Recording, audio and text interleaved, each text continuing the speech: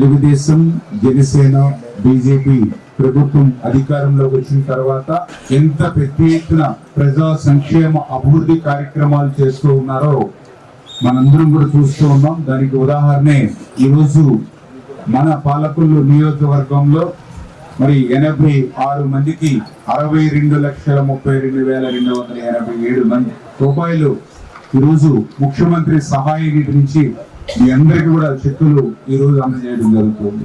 మరి గత 5 సంవత్సరాల పాలనలో ముఖ్యమంత్రి సహాయ నిధి చెక్కులు పేరు చెప్పి ఒక్కరికి కూడా న్యాయం చేస్తున్నటువంటి పరిస్థితి ఆ రోజు లేదు.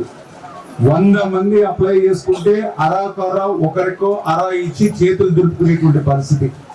వాళ్ళు CMRF కి అప్లై చేసుకుంటే ఆ అప్లికేషన్స్ ఎక్కడ ఉన్నాయనంటే వాళ్ళు ఖాళీ చేసిన కార్యాలయంలోనూ లేకపోతే కాలాగొట్ల దగ్గర చెత్త కుప్పల్లోనూ పడేసి పోయినటువంటి పరిస్థితి గత ప్రభుత్వంలో.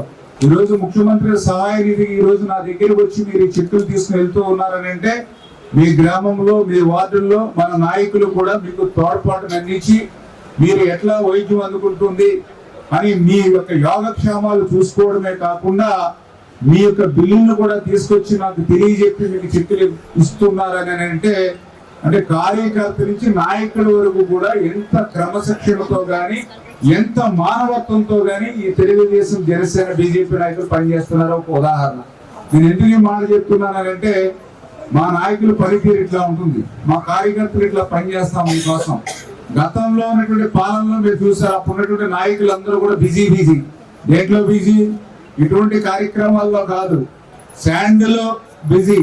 అంటే శాండ్ అంటే ఇసుకను కొట్టేయడంలో, మరి మైన్స్ ను కొట్టేయడంలో, లిక్కర్ వ్యాపారాలు చేసుకోవడంలో, విలువైన భూములు కొట్టేయడంలో, కబ్జాలు చేయడంలో, కేసులు పెట్టడం అంటే మా మీద కూడా 25 కేసులు పెట్టారు. సేవ చేస్తున్నటువంటి పాపానికి అని మీ అందరికీ సేవ చేస్తున్నందుకు 25 కేసులు పెట్టారు గత 5 సంవత్సరాల్లో.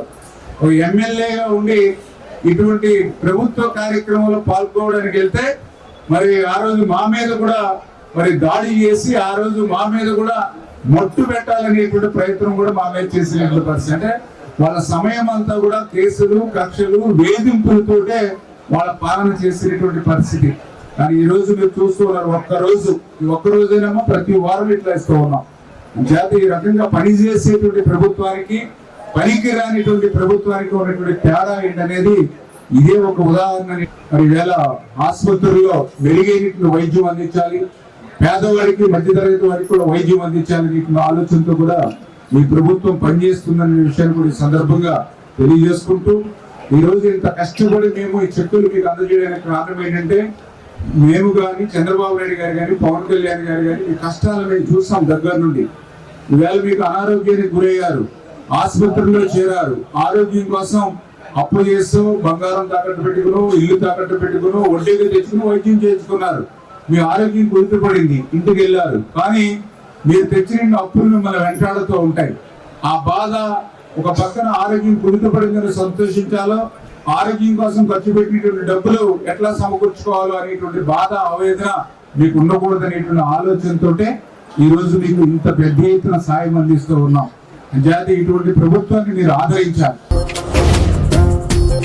జీవి మాల్ వెడ్డింగ్ మెలోడీస్, ఘనమైన వివాహ వేడుకల వేళ రమణీయమైన వస్త్రాలు జీవి మాల్లో, అందం కోరే వర్ణాలు, సందడి చేసే సూయగాలు, సకుటుంబానికి పరిణయ వస్త్రాలు, పట్టు saris, ladies wear, mens ethnic wear, kids wear collections తో జీవి మాల్ వెడ్డింగ్ మెలోడీస్, రమణీయ కళ్యాణం. విచ్చేయండి G V mall, shop and celebrate. Vijay Vihar centre, RR Peta, Eluru.